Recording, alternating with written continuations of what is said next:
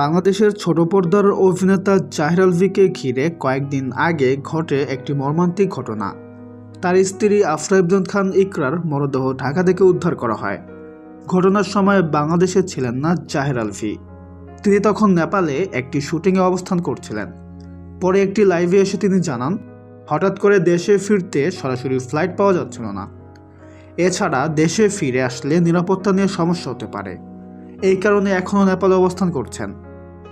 ইকরার মৃত্যুর ঘটনায় তার বিরুদ্ধে মামলা হয়, যা নিয়ে তিনি দেশে ফিরতে পারেননি। সম্প্রতি নেপালে আরেকটি ঘটনা ঘটে।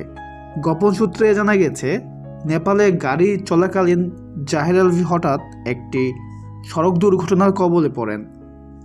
পাহাড়ি রাস্তায় গাড়ি উল্টে গেলেও ভাগ্যক্রমে বড় কোনো আঘাত হয়নি, কেবল হালকা চোট পেয়েছেন এবং বর্তমানে নিরাপদে আছেন।